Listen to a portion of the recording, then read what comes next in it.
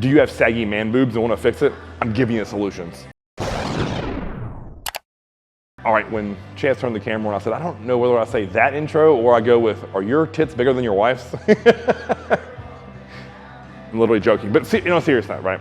So when I was just making notes for videos that I wanted to do, I realized an issue that a lot of guys have once they get past, 25, 30, 40, 50 years old, they really begin to develop like droopy, saggy pecs, right?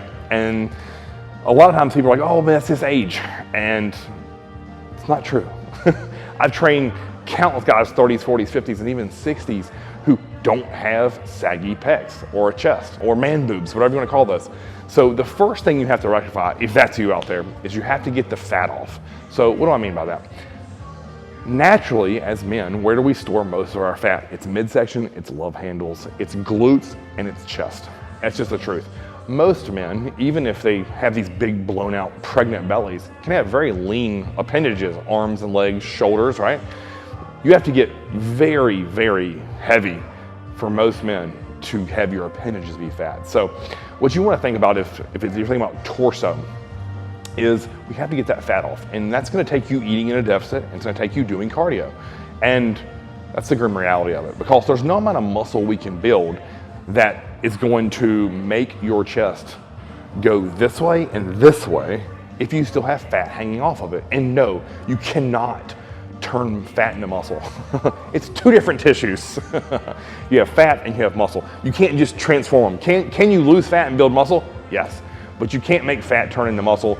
Dear God, if I knew the secret on how to do that, I would not be making these YouTube videos. I'd be selling shit on the internet, and probably Chaz and I'd be at a resort somewhere playing golf with Lambos in the driveway. So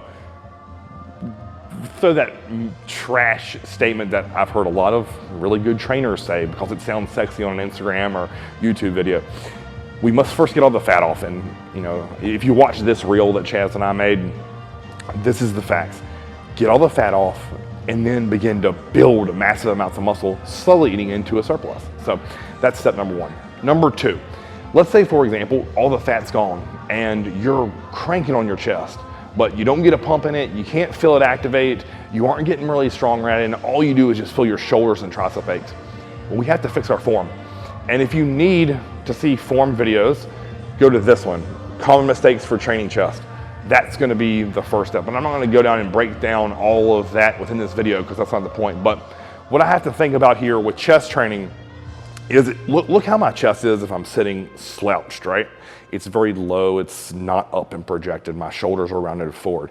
If you're trying to press with your chest like this, good luck. Now watch my posture change. Up, you see what happened there? My chest went this way to the camera and up. Now, what that made all my back muscles do was contract. Now, from this position, after thinking about stretch, contract, stretch, contract. What can you see through my shirt? As I come up, that chest right there is hard as a rock from my collarbone down to my sternum. I understand how the chest works. So if that's not something you can do, you have to work on it, right? So that's with a press, right? What about a fly? That's fully stretched. Now, that's fully short. So all I'm doing is bringing my arms together. So out stretch, arms together. You notice my posture is still up with the chest and out with the chest. So doesn't matter if you're doing dumbbells, barbells, machines, flies on the cable, does not matter. You have to be able to contract your chest with no weight before we add it. So fixing your form, to me, is gonna be step number two after you lose all the body fat.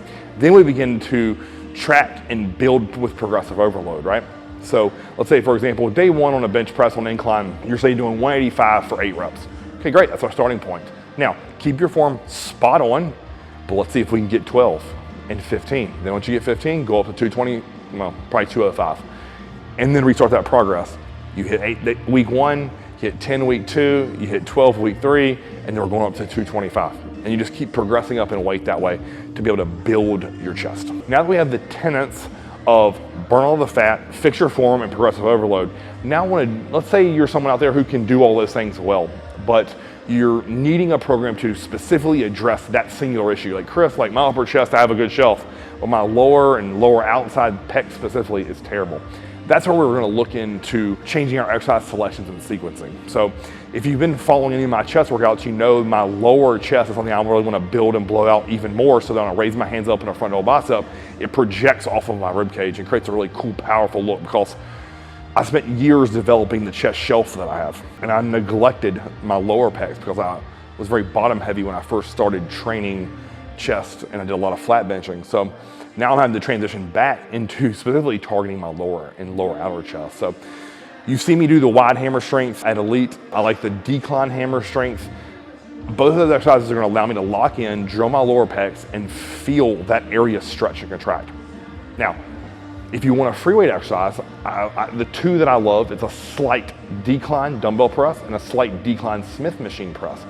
Both of those work really, really well. And honestly, if you really like the decline barbell press, I would just set that up in a power rack. And what I would do is I'd take a bumper plate and put it on the front of the bench, like you'll see us do in this video.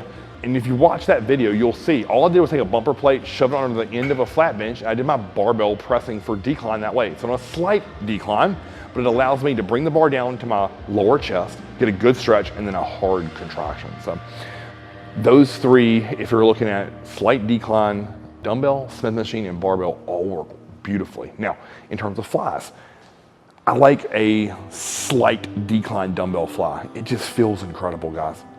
I love it. It feels good, it gives me a good stretch, and it allows me to nail that lower chest. So I know what you're gonna say next is, oh, well, Chris, what about like low cable crossovers? I hate those things, they're garbage. Do not recommend. 0 out of 10, 1 out of 10, whatever you say, 0 stars. Do not do. If you wanna get a stretch movement for your lower pecs, what I really love here is a dip. So you see me do these with chains around my neck, strapping weight to myself, or on a second half of a superset. So it's like dips where I lean forward or I pitch forward, take my chin to my collarbone, and I sink these deep and press 3/4 of the way up. Also like doing these on a dip machine. So you just kind of scoot your hips back in the machine, lean forward, and then press down with the handles.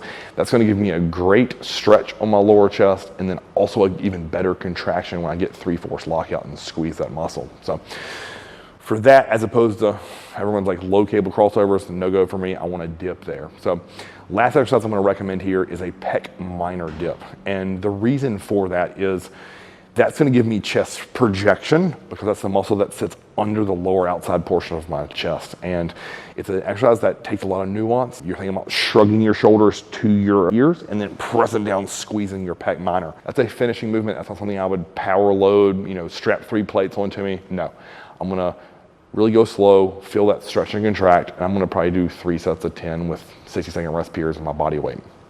So there you have it, guys. That's all the exercises that I'd recommend. And in terms of structuring a chest workout with those, exercise number 1 is gonna be a slight decline dumbbell press. It's gonna feel great. I'm gonna hammer a top set and a back off.